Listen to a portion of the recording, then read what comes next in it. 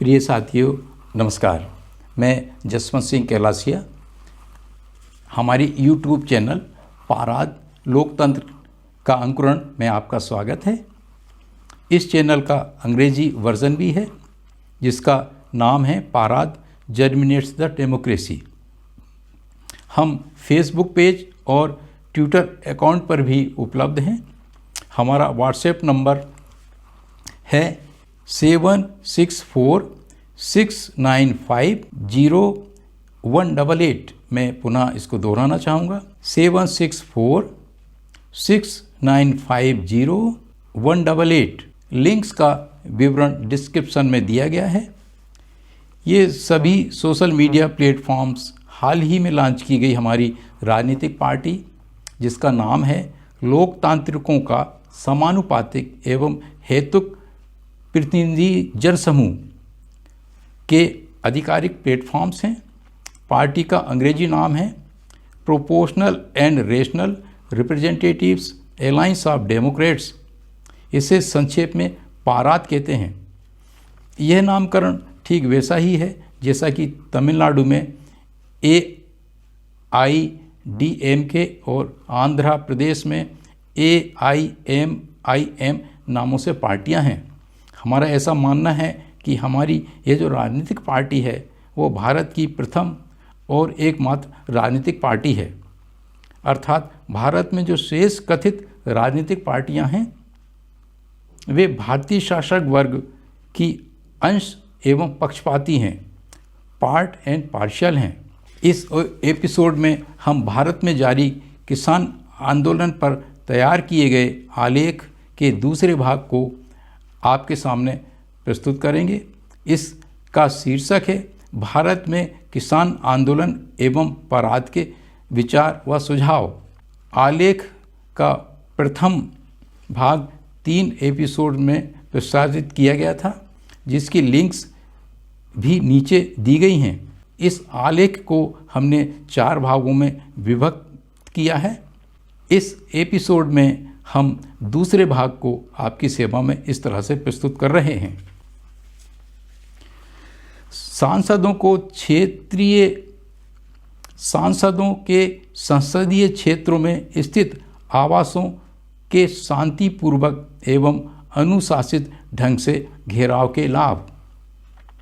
ये भी संभव है कि सत्ता पार्टी के सांसद उनके दिल्ली स्थित सुरक्षित शासकीय आवासों में परिवार सहित आकर रहने लगे हैं तो भी अगर मूल निवास स्थानों की संपत्तियों को शांतिपूर्वक एवं अनुशासित ढंग से उन्हीं के सक्रिय कार्यकर्ताओं मतदाताओं की भारी संख्या घेराव करती है तो हमारा विश्वास है कि निश्चय ही ऐसे चिन्हित सांसद लोकसभा अध्यक्ष को तथा सत्ता पक्ष के समक्ष पदाधिकारियों पर इन तीनों कृषि कानून को रिपील करने के लिए दबाव डालेंगे।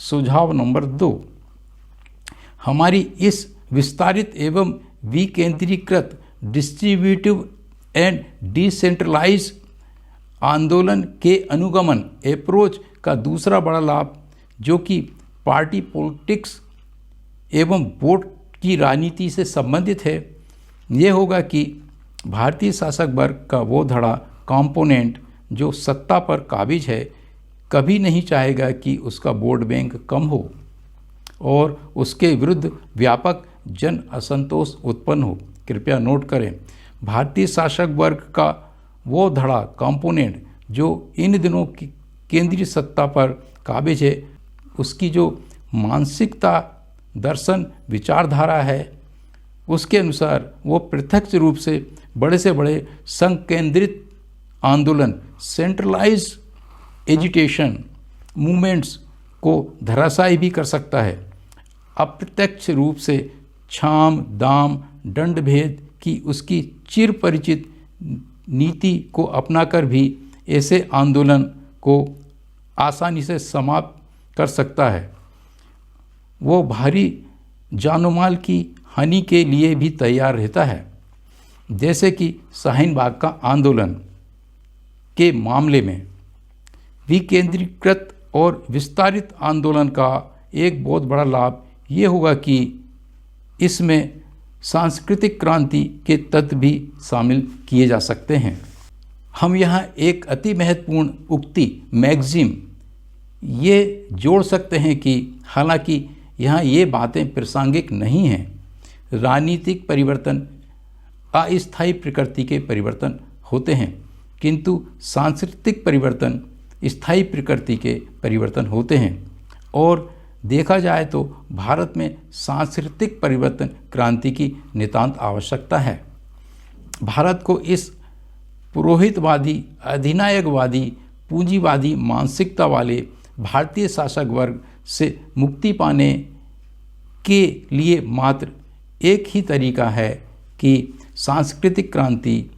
इन्हीं प्रसंगों में हमारा दावा है कि अगर भारतीय शासक वर्ग कृषकों की मांगें अक्षरशः मान भी लेता है तो ये सिर्फ ऐसा होगा मानो चतुर्थ स्तर के कैंसर को लेप लगाकर इलाज करना।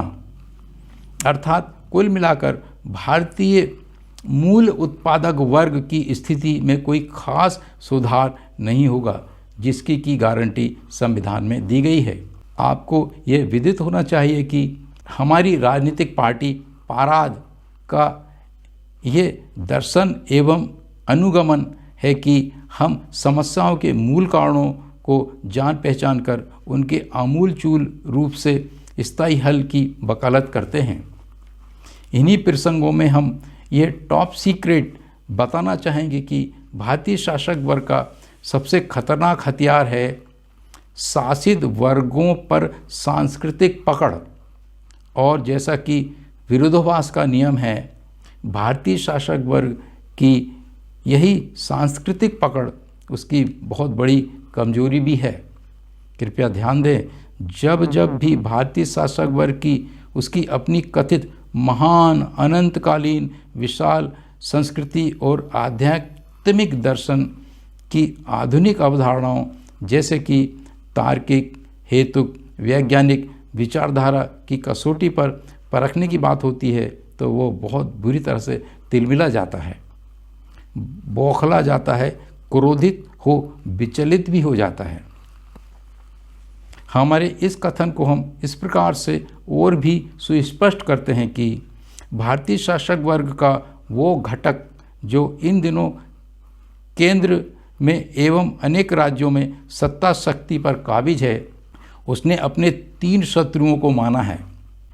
पहला शत्रु मुस्लिम, दूसरा ईसाई एवं तीसरा कम्युनिज्म। मुस्लिम अर्थात इस्लाम एवं ईसाई अर्थात क्रिश्चियन धर्म को इसलिए शत्रु माना है कि इन दोनों धर्मों के जो आध्यात्मिक दर्शन एवं शिक्षाएं, नैतिकताएं, मान्यताएं हैं, वे प्रथमतः भारतीय शासक वर्ग के आध्यात्मिक दर्शन एवं शिक्षाओं, नैतिकताओं, मान्यताओं से ठीक उल्टे व विपरीत दिशा में हैं। उसमें 180 अंशों का विलोमता एंटागोनिज्म है। दूसरे ये कि वे भारतीय शासक वर्ग के मानसिक गुलामों सब्जेक्ट्स को मुक्ति, लिबरेशन, मोक्ष, इमेंसिपेशन और ज्ञानवान एनलाइटमेंट करती हैं। रही कम्युनिज्म वामपंथ की बात, तो इन दिनों अगर भारतीय शासक वर्ग सबसे ज़्यादा किसी से परेशान रहता है तो वो यही कम्युनिज्म वामपंथ की आइडियोलॉजी है। यही कारण है कि भारतीय शासक वर्ग अगर सबसे अधिक आरोप किसी पर लगाता है तो वो यही वामपंथ की आइडियोलॉजी है। इसके अनेक कारण हैं। भारतीय शासक वर्ग का जो किला खड़ा है वो पुरोहितवादी पूंजीवाद। भारतीय शासक वर्ग का जो किला खड़ा है वो पुरोहितवाद, पूंजीवाद, झूठ, कर्मकांड, अंधविश्वास, आडंबरवाद, संस्कारवाद आदि बातों पर खड़ा है, जबकि कम्युनिज्म वामपंथ समाजवाद, वैज्ञानिक, तार्किक, हेतुवादी विचारधारा की पक्षधर और प्रवर्तक है। दोनों में आग व पानी का सा संबंध है, अर्थात दोनों की टक्कर में या तो पानी ही रहता है या आग ही, दोनों एक साथ नहीं रह सकते। अब चूंकि ये 21वीं सदी वैज्ञानिकता, तार्किकता, हेतुवाद की है, सारे विश्व में इनका बड़ी तेजी से प्रादुर्भाव हो रहा है, तो इस पुरोहितवादी भारतीय शासक वर्ग को इन विचारधाराओं के कारण अस्तित्व का ही खतरा उत्पन्न हो गया है। यही कारण है कि सबसे ज़्यादा वामपंथ कम्युनिस्ट आइडियोलॉजी को ही खिन्न होकर कोसता रहता है। जैसे जैसे विश्व ग्लोबल विलेज की अवधारणा की तरफ तेजी से बढ़ रहा है, वैसे वैसे भारतीय शासक वर्ग पर अस्तित्व का संकट मंडराने लगा है। यही कारण है कि वो छद्म राष्ट्रवाद और हिंदू राष्ट्र के सगुफों जुमलों में आम भोले वाले नागरिकों को पुरोहितवादी मान्यताओं के लपेटे में रखकर उन्हें अपना सब्जेक्ट्स अर्थात राजा की संपत्ति एवं मानसिक गुलाम बनाए रखना चाहता है। एक गूढ़ रहस्य और भी है। भारतीय शासक वर्ग बनाम भारतीय प्राथमिक उत्पादक वर्ग में भेड़िए और मेमने का सा संबंध है। पंचतंत्र में एक कहानी है। जंगल में एक नाला बह रहा होता है। नाले के बहाव की ऊपरी तरफ भेड़िया खड़ा होता है। कुछ ही दूरी पर बहाव के नीचे की तरफ एक मेमना खड़ा होता है।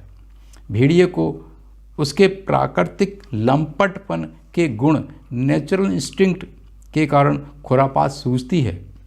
वो डांट फटकार के अंदाज में जोर से मेमने से कहता है, क्यों बे मेमने, पेशाब कर नाला गंदा क्यों कर रहा है, भाग यहाँ से। मेमना विनम्रता से उत्तर देता है, भेड़िए जी, अभी तो मैंने कोई पेशाब की ही नहीं है जिससे कि नाले का पानी गंदा हो, और अगर पेशाब करूँगा भी तो वह नीचे की तरफ बह जाएगा, इससे आपको तो कोई फ़र्क नहीं पड़ेगा। भेड़िया फिर गरज कर बोलता है, साले मेमने, गलती भी करता है और बहस भी करता है। तेरे बाप दादे ने तो पेशाब कर नाला गंदा कर दिया है। इस कथा का भाव यह है कि भारतीय शासक वर्ग की जो स्वाभाविक प्रवृत्ति नेचुरल इंस्टिंक्ट है वो ठीक उक्त कथा के भेड़िए जैसी है, अर्थात वो मेमने रूपी प्राथमिक उत्पादक वर्ग की एक भी बात, निवेदन, तर्क सुनने को तैयार नहीं रहता है। उल्टे धौंस धपट एवं कुतर्कों से अपनी दादागिरी डोमिनेंसी स्थापित किए रहता है। प्रिय साथियों, इस प्रकार हमारा ये दूसरा एपिसोड यहाँ समाप्त होता है। फिलहाल हम आपसे हमारी चैनल को सब्सक्राइब, लाइक और शेयर करने का निवेदन नहीं कर रहे हैं, लेकिन निवेदन करते हैं कि कृपया हमारी इस चैनल के कम से कम 10-15 एपिसोड्स उनके क्रम में देखने का कष्ट करें। हमारा विश्वास है कि इसके पश्चात आप निश्चय ही हमारे इस चैनल को सब्सक्राइब करेंगे, लाइक करेंगे एवं शेयर करेंगे और हमारी पार्टी पाराद से मिशनरी भावना के साथ जुड़ेंगे। पूरा एपिसोड देखने और हमारे साथ बने रहने के लिए धन्यवाद। हम पुनः आपकी सेवा में नए एपिसोड के साथ एवं नए विचारों के साथ उपस्थित होंगे। तब तक के लिए धन्यवाद। नमस्कार।